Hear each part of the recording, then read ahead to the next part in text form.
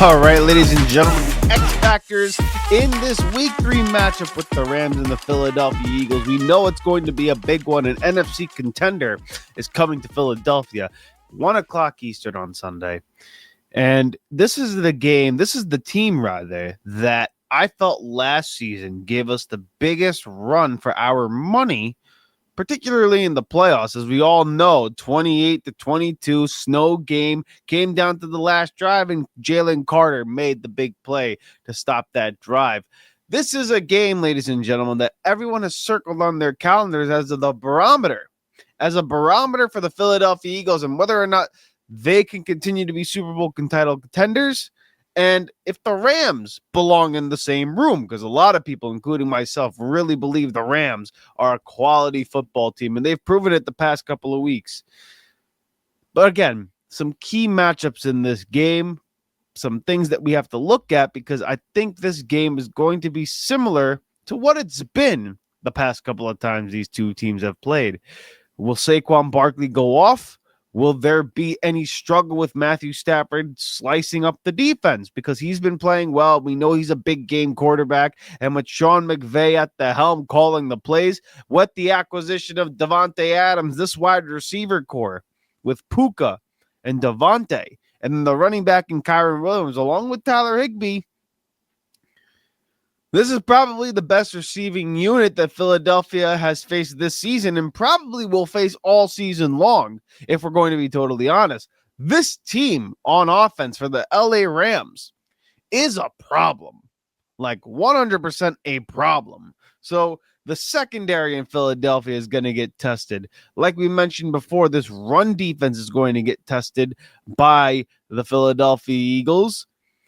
And lastly, what's this passing game going to look like in Philadelphia against the LA Rams, as they are a top unit on the defensive side of the ball, ranking 4th in total defense? And we'll get to that in just a few moments. But before we do that, we introduce you to the show. This is the Riding the Bench Eagles podcast. I'm your host, Asif Body, and like you, I am a Birds fan who talks about the Birds, only the Birds, and nothing but the Philadelphia Eagles. So please do us a favor here. Help us grow this channel organically by shooting this video a thumbs up, commenting your thoughts in the comment section below, and subscribing to the channel. Also, check us out on audio platforms such as Apple Podcasts and Spotify, and leave a 5-star review, because in the end, it doesn't cost you a damn thing in this economy to subscribe to this channel. So we thank you for your support on the opposite side of the camera and on the opposite side of the airwaves. First thing I want to talk about is this matchup with the team stats, okay? Well, let's look at the LA Rams defense. The LA Rams, on the defensive side of the ball, rank 17th against the run, 4th in pass defense, and 4th in total defense. Now, I will pull up a page from Fox Sports as they kind of go over this, so I'll give you the yardage for the audio listeners out there. Total defense, like I mentioned, the Rams are 4th with 258 or 259 total yards allowed with 1 touchdown allowed. So their scoring defense is top of the line, honestly. Scroll down a little bit more. Philadelphia ranked 9th in total defense, allowing just over 300 yards a game and 4 touchdowns allowed. Pass defense for the Rams ranked 4th, like I mentioned before, at 147 yards and a touchdown. And then the Eagles ranked at 8th at 181 and a touchdown allowed.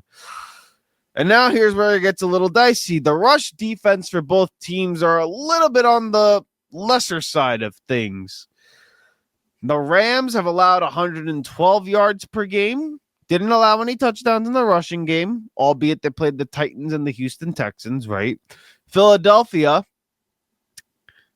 they rank 21st in the NFL against the run, allowing 120 yards a game and allowing 3 touchdowns against that unit. Now, we know that the touchdowns came early on against the Dallas Cowboys. Javonte has 2 of the touchdowns on the year, and last week was the other touchdown that happened against the Philadelphia Eagles versus the Kansas City Chiefs on the Patrick Mahomes scramble. Philadelphia is going to have to stop the run. They're going to have to dictate the pace of the game to win this one. Because if the Rams come out and dictate the pace of play on the offensive side of the ball early. And Matthew Stafford gets comfortable and is able to showcase just why he's one of the best quarterbacks in the NFL. Philadelphia is going to have a problem. That offense usually runs off of play action. They get the running game going. It opens up the lanes for Devontae and Puka, and they get creative with getting those guys open. And Matthew Stafford can throw it with the best of anybody, especially when he has a competent run game and a clean pocket. Philadelphia, once again, ranking 21st against the run is not a good sign. Now, we know we lost Jalen Carter in week 1 to the incident with Dak Prescott.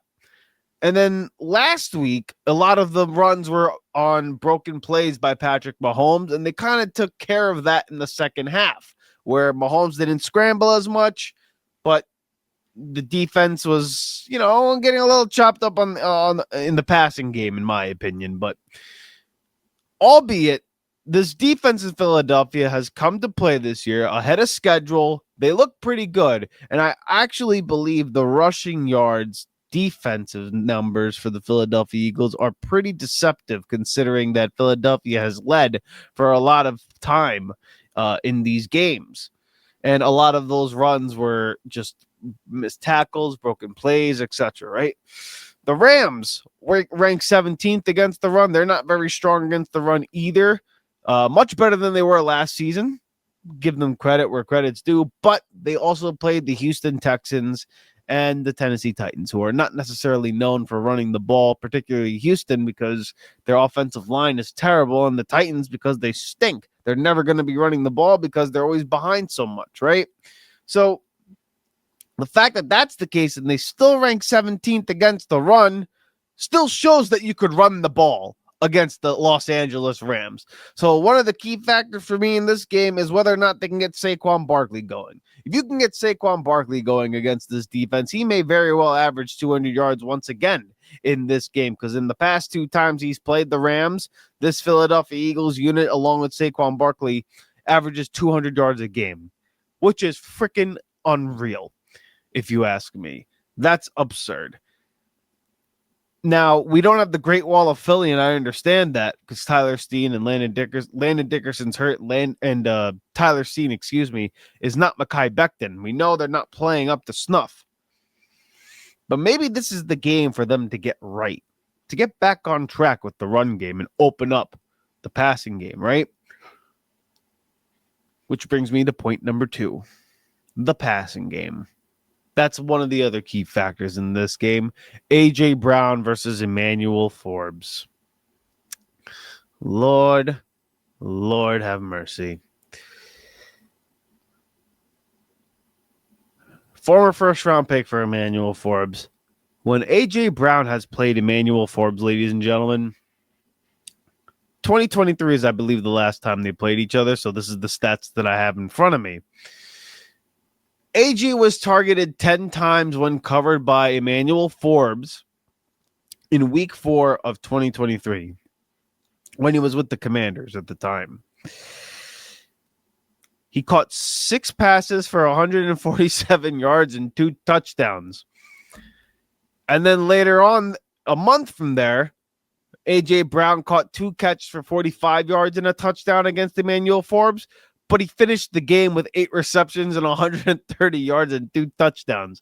So listen, A.J. Brown and Emmanuel Forbes is the last thing he's worried about. We've heard the quotes from him. He says that's the last thing that's on my mind.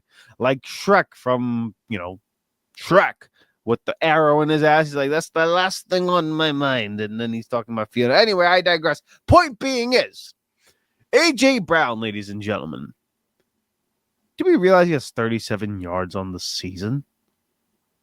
This is a guy that we believe, I think most people believe, not only is a top 5 receiver in football, but one could argue is a top 2 or 3 wide receiver in football. Some even argue he's the best receiver in all of football. You cannot let A.J. Brown go into this game and leave it without having the century mark. Not against, Emmanuel Forbes, again, with the Rams. They're playing good defense. But you could really, really take advantage of the pass defense here with the matchups you have. I know they're ranked fourth against the pass. I know. But damn, oh damn, with A.J. Brown and him looking at this game, Jalen looking at this game, the whole Eagles front office and the coaching staff looking at this game and talking about the passing aptitude that we have seen. If I'm putting money on it. I think A.J. Brown gets his first touchdown on the year in this game. I think he's going to eclipse 100 yards this game, and I have about 4 catches for him. So I think he's going to go for 4. I think he's going to go for 4 catches, a $120 and a tutty. That's what I believe. And then Saquon Barkley is going to get going on the ground. You do those 2 things, I think we're going to be in pretty good control of this football game. And lastly, the thing that we're going to look at, Jalen Carter.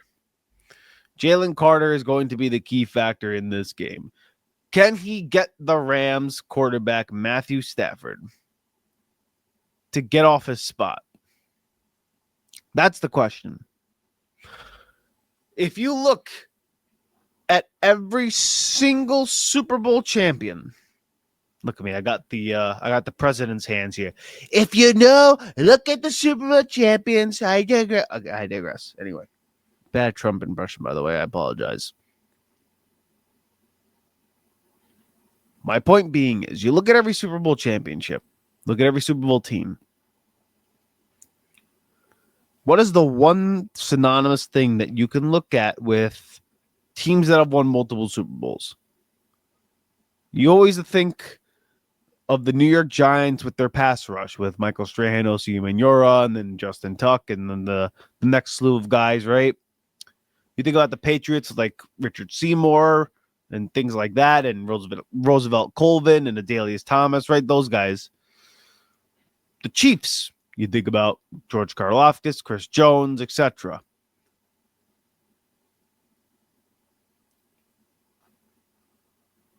I bring those teams up because there's a thing that they have all in common. The Giants are a little bit more of the outlier, but the Chiefs, the Patriots, and now the Philadelphia Eagles, in my opinion, because they've won 2 of 3 Super Bowls since 2017. They always, every single one of those teams has interior pressure. Pressure up the middle. Chris Jones with the Kansas City Chiefs. Vince Wilfork with the New England Patriots. Hell, the LA Rams with Aaron Donald. Philadelphia with Fletcher Cox, and now with Jalen Carter and Jordan Davis and Milton Williams last year. All the teams who get interior pressure on quarterbacks cause pocket passers, cause any quarterback the most problem. It's how we beat Patrick Mahomes. It's how you beat Tom Brady. It's how you beat Matthew Stafford. Giving him no room to step up in the pocket where he's comfortable. He lives there. If you need to make Matthew Stafford rely on the crazy arm angles that he can do. Now, listen, when he's wheeling and dealing, not many guys throw the football better than Matt Stafford, okay? With arm angles, etc., touch, layered throws, laser beams, anything you want, Matt Stafford can deal. Again, I bring up all of that because Jalen Carter and Jordan Davis are going to be the key factors in this game because Jalen Carter looks to be out of shape. Again, he wasn't playing much in camp due to injury. He missed the first game of the year against the Cowboys.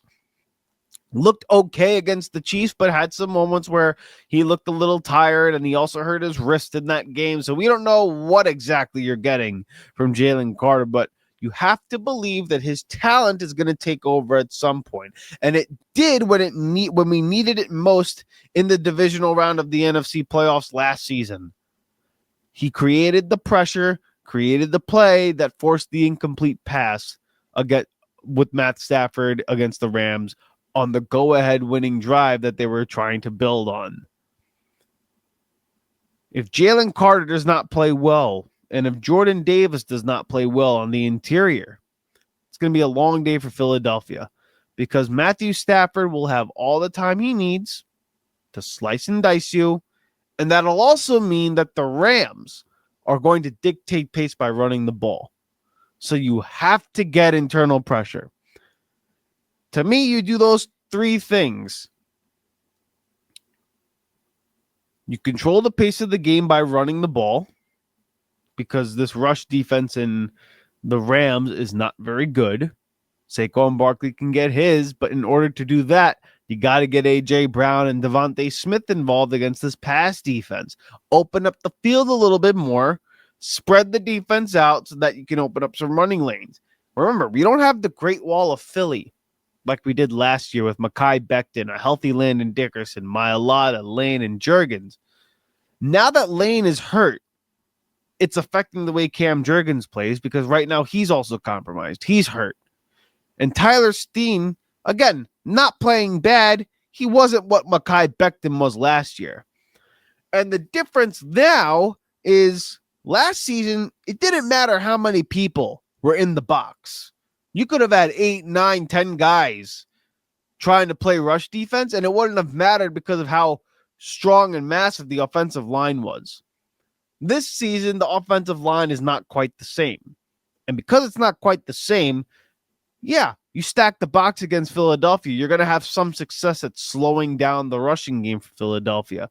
And now Jalen Hurts has to use his legs a lot more. Saquon Barkley is going to have to get more carries in order to build on big plays. And because of those things, you condense the field. You can't throw the ball. A.J. Brown's not getting the rock, etc. So A.J. Brown, I think this is the week where A.J. Brown gets right. I hope so, because I have him on my fantasy team. I want him to get right. Again, I believe he gets right. I believe we open up the passing game a little bit, get the ball in the air, open up some running lanes, and then I think Jalen Carter and Jordan Davis are going to be able to really just dominate the line of scrimmage.